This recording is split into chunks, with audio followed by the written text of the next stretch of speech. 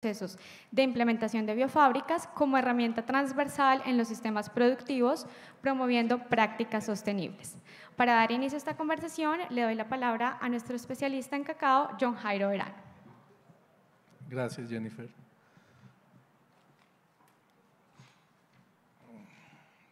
Ok, una presentación.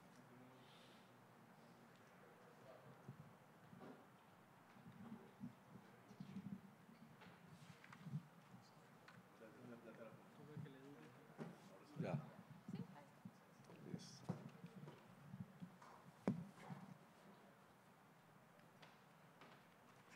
Bueno, aquí quiero retomar.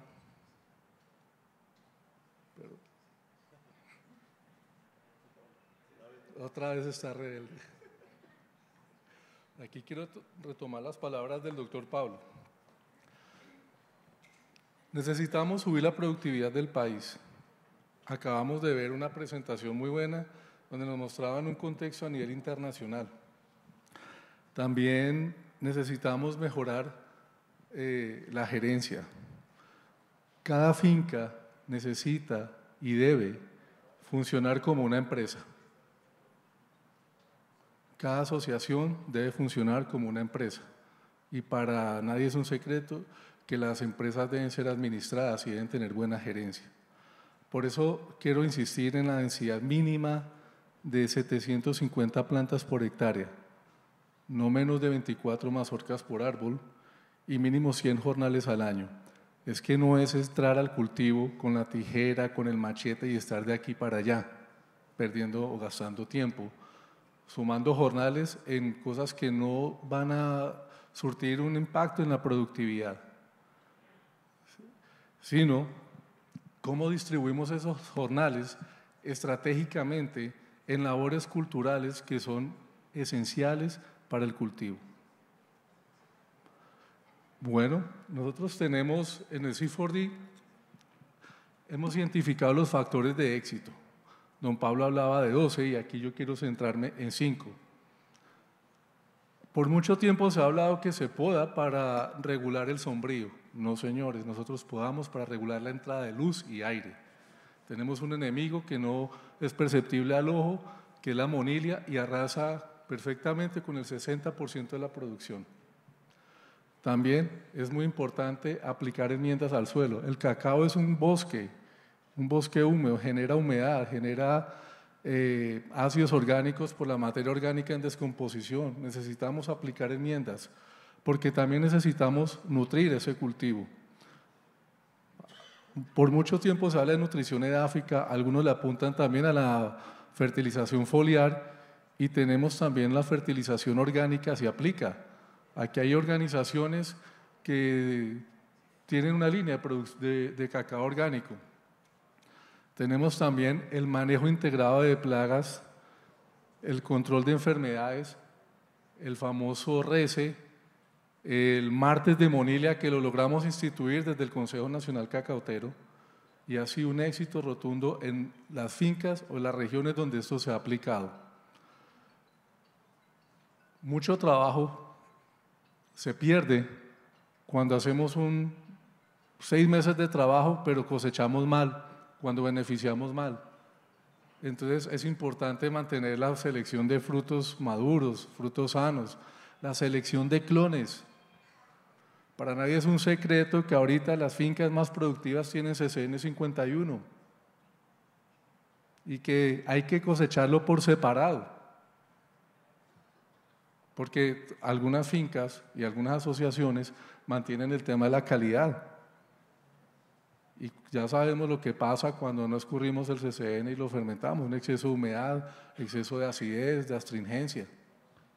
Es algo básico. Y necesitamos llevar registros. ¿Cuántos jornales le estoy invirtiendo al cultivo? ¿Qué insumos estoy usando? ¿Qué herramientas necesito? ¿De dónde sale el dinero? Esto nos permite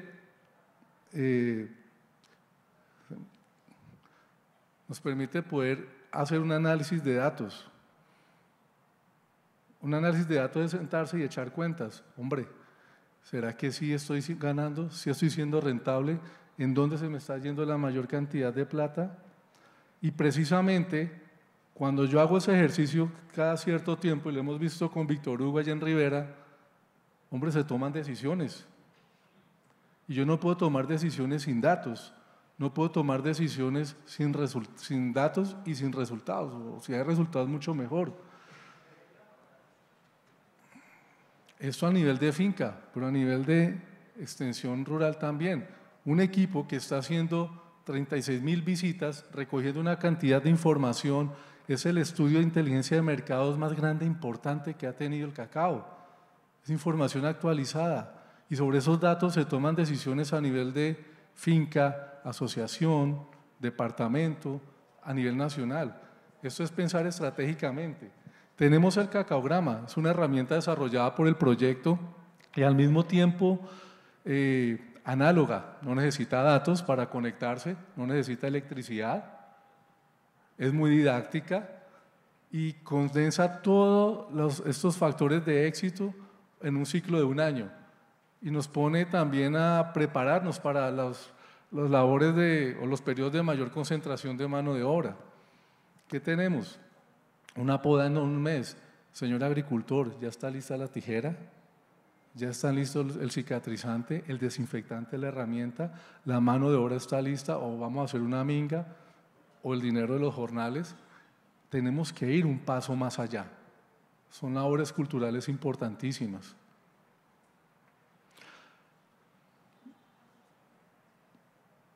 Bueno, toda esta información que han recolectado nuestros productores, nuestros extensionistas, nosotros las podemos ver en tiempo real. El doctor Pablo mostraba algunos extractos de estos tableros de mando donde podemos ver el comportamiento del productor en un año, en 6 meses. Necesitamos que la gente entienda, los cacaoteros y los equipos de extensión, que necesitamos hacer mínimo 4 a 6 visitas al año, porque con esas visitas yo voy recogiendo datos y de visita a visita puedo ver cómo es el comportamiento del productor en el tiempo, si está cumpliendo las recomendaciones del técnico, si está comprometido, cuánto cuesta ir a visitar a un agricultor, cuántas quebradas hay que cruzar, cuántas horas de camino donde no entra a veces ni la moto, y allá llegamos. Y eso también nos permite ver el compromiso de las organizaciones, el respaldo hacia los proyectos. Se tenía una reunión mensual donde decíamos qué hemos hecho, qué estamos haciendo y qué vamos a hacer, para que las organizaciones supieran el avance del proyecto. Y eso nos permite apuntarle a un camino, apuntarle a una dirección, ver la evaluación no solamente de ustedes como productores y organizaciones, sino también del extensionista. ¿Cuántas visitas al año? ¿Cuántas visitas está haciendo? ¿Qué dificultades tenemos? ¿Qué apoyo necesitamos? ¿Cómo hacemos para llegar donde el productor que es difícil de encontrar? Ese tipo de visitas, este tipo de cosas. Básicamente, nuestro modelo de extensión rural está aquí definido en lo que les acabo de decir. Un número mínimo de visitas por extensionista para garantizar una cobertura, una base de datos que nos permite diseñar un plan operativo, un plan anual, ajustar las condiciones reales del terreno de cada extensionista. No es lo mismo trabajar en terreno plano a terreno montañoso o un terreno mixto. Y bueno, lo que les había comentado ahorita, podemos ver el desempeño de productores, de extensionistas, de asociaciones, el tipo de recomendaciones técnicas. Aquí les doy la palabra a Xiomara, pero antes de eso tenemos el caso de don Jorge, que ya lo presentaron. ¿Listo? Tengo que hacer la pregunta antes. Listo.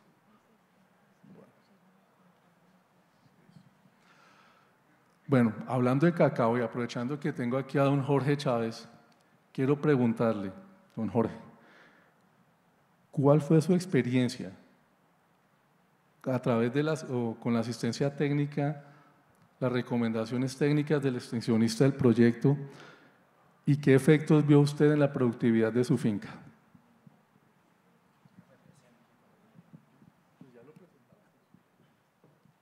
Sí, muy buenos días para todos. Mi nombre es Jorge Chávez, vengo del municipio de Chaparral, corregimiento del Limón, vereda Tres Esquinas, Banqueo. La finca se llama Playa Rica.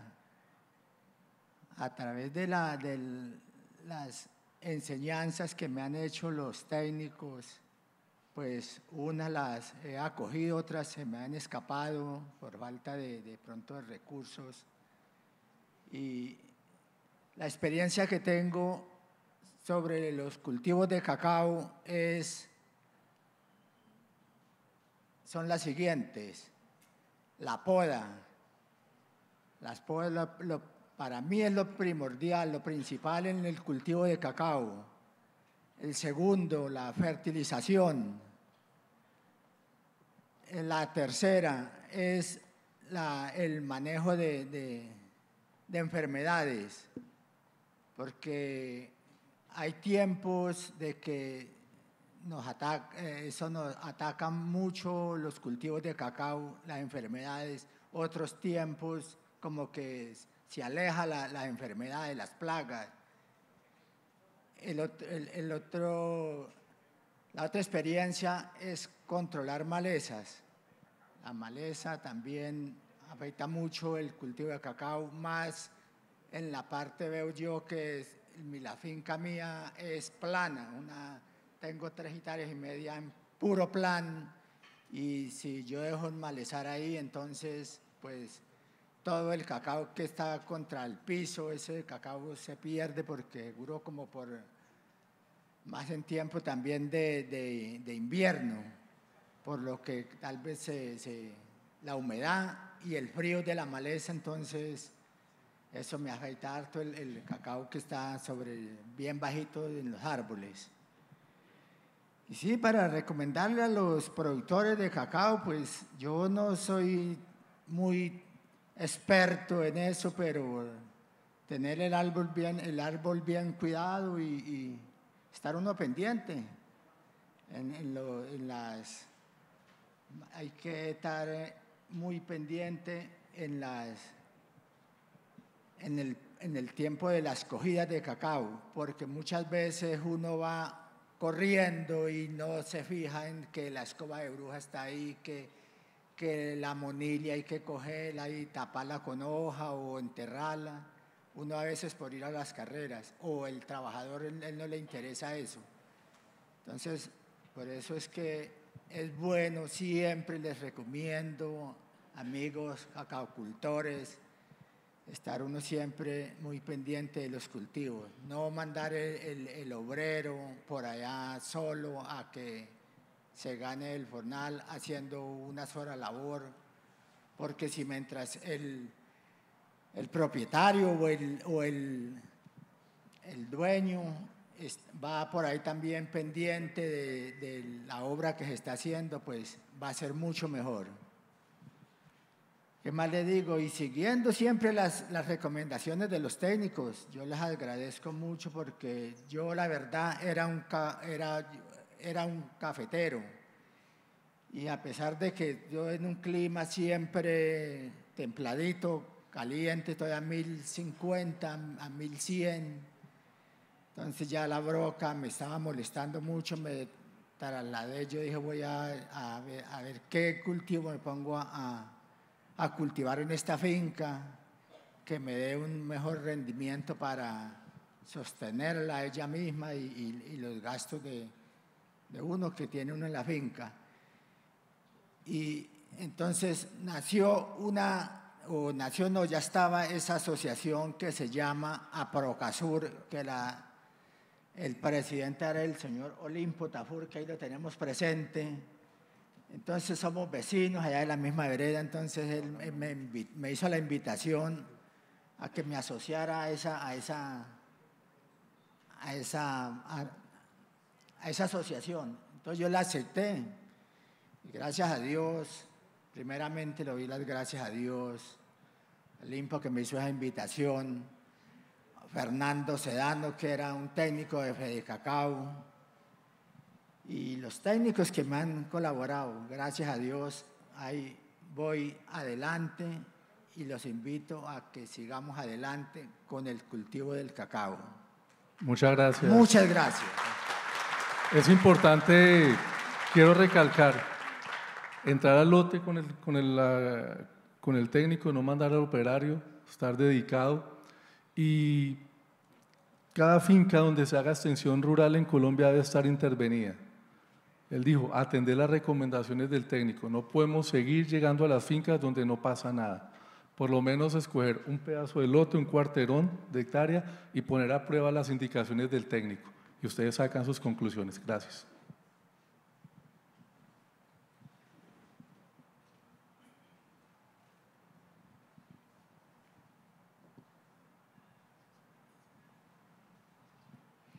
Bueno, muy buenos días a todos. Ingeniera agrónoma del proyecto C4D, encargada de plátano y ají, especialista en cultivos complementarios del proyecto C4D, que este año precisamente completábamos 5 años de estar en campo.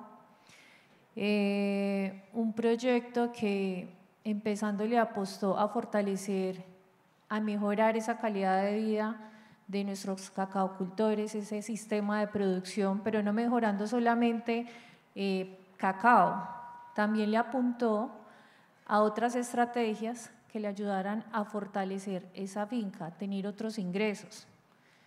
De ahí sale entonces cultivos complementarios con las líneas productivas de plátano y ají. ¿Por qué estas dos líneas? Porque justo estos dos cultivos empiezan a diversificar esos ingresos de nuestros productores. Es difícil sostener una finca solo con la entrada de un cultivo porque es riesgoso en el tema de diversificación, los altibajos que tienen los precios, como lo veíamos ahorita en la presentación, el tema de cambio climático, el tema que son factores externos que no podemos controlar, el tema de plagas y enfermedades. Entonces, esto hace que enriquezca ese sistema productivo que ya tienen nuestros productores de cacao. También viene el fortalecimiento de los sistemas agroforestales, que como bien sabemos todos, nos ayudan a tener ese microclima ideal que se necesita en el cultivo, a evitar la erosión, a diversificar toda esa cantidad de microorganismos que nos ayudan también en el tema de mejoramiento de suelos, nutrientes, microorganismos. Y la sostenibilidad, también enfocándonos a prácticas, digamos, más rentables, más eficaces, más sanas para nuestros suelos, y no solo para nuestros suelos, sino a nivel general, el medio ambiente, nuestros productores, como por ejemplo la elaboración de biopreparados, que también dentro del proyecto pues se le estaba apostando al tema, algo más limpio, algo más orgánico y que pudieran hacer en las propias fincas.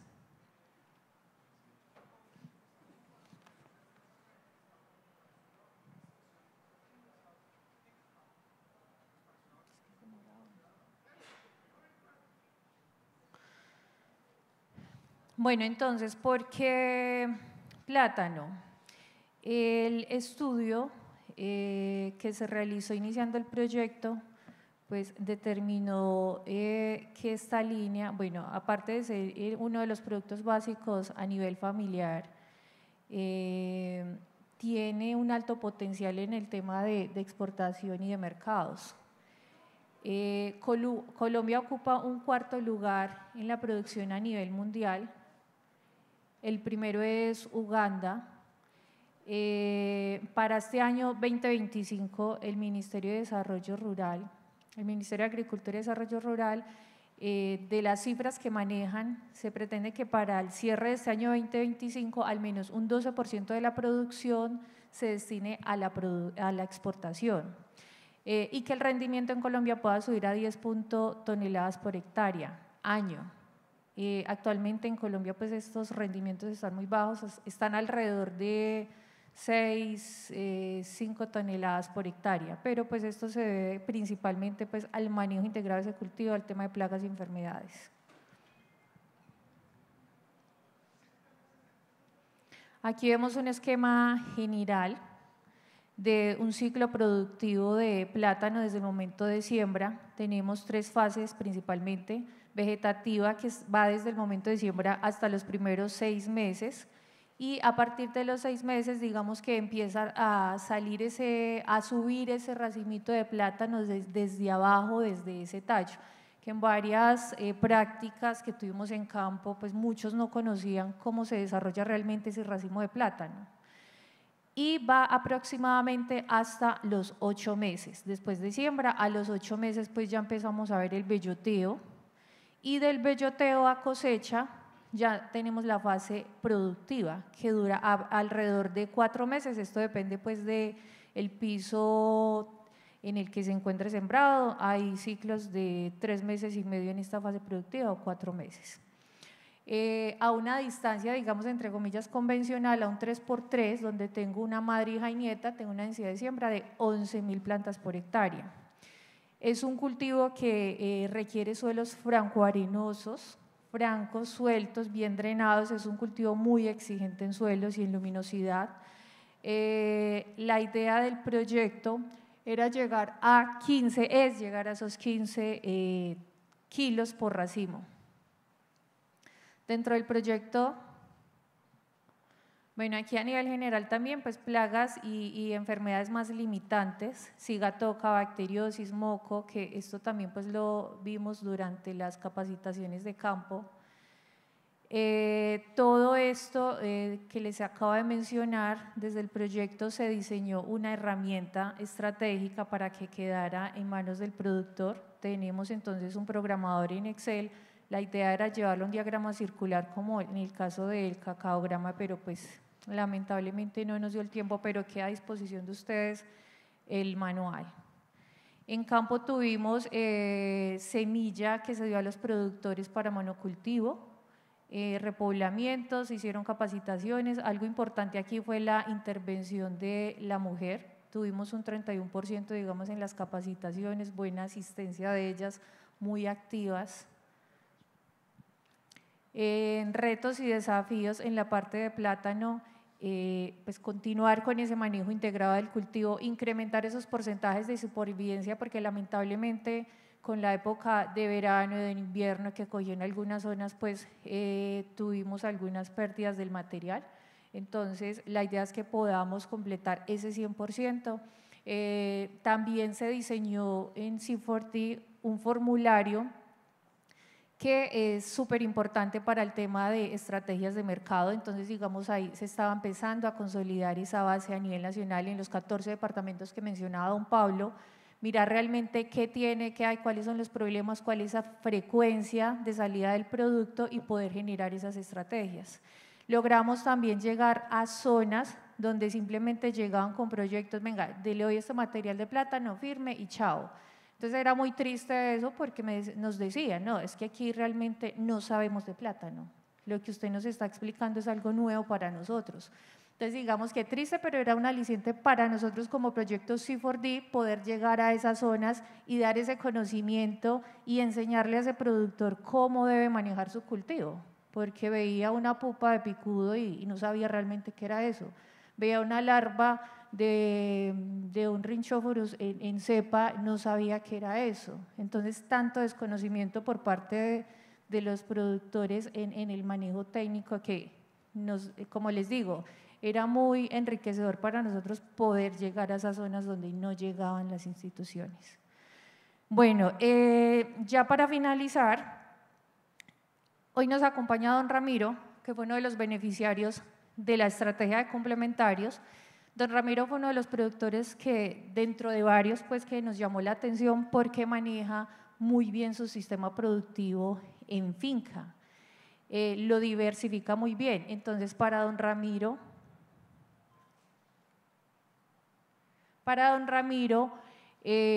quiero que nos cuente un poquito por qué diversificar la finca, por qué esa estrategia y por qué el plátano, digamos, para usted también fue una línea productiva que le ayudó. Muy buenos días, mi nombre es Ramiro Castañeda, vengo de los lados de Viterbo Caldas. Tengo 4 cuadras de tierra, tengo café, tengo plátano, tengo cacao y tengo aguacate.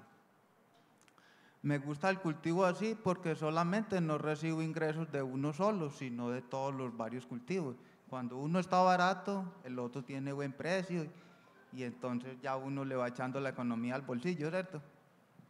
Gracias a Dios me siento orgulloso de ser un campesino, que mi padre desde pequeño me incultó a que amara, adorara el campo, y yo me siento feliz en el campo, trabajando el campo. Y con la cuestión del plátano, toda la vida ha existido el plátano en la finca también. Se cultiva para el alimento de uno y también para generar ingresos. Le doy gracias a Dios, a la ingeniera Chomara, al ingeniero Mauricio y al programa CD4, que nos patrocinaron con el colino de plátano, nos regalaron fertilizantes, nos regalaron todo. Y también esa es una ayuda más de otros cultivos, del plátano que yo tenía en la finca, que se aumentó más la producción. De todas maneras, le agradezco a ellos y a Dios y a todos ustedes que están aquí y a ellos que me invitaron. Muchas gracias.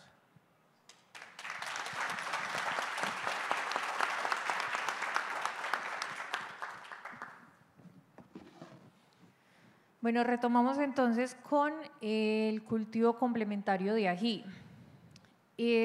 ¿Por qué se seleccionó ají? Dentro del proyecto también se hizo un estudio base donde ají fue uno de los opcionados por el tema de la estrategia en la comercialización, que es uno de los cuellos de botella para cualquier cultivo aquí en nuestro país. Usted siembra, no sabía cómo va a vender, tiene que esperar a ver si coge un buen precio, es muy incierta la comercialización.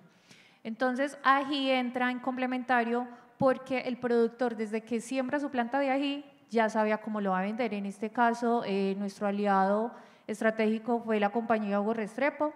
Ellos en este momento ofrecen $1.02 por kilo cosechado.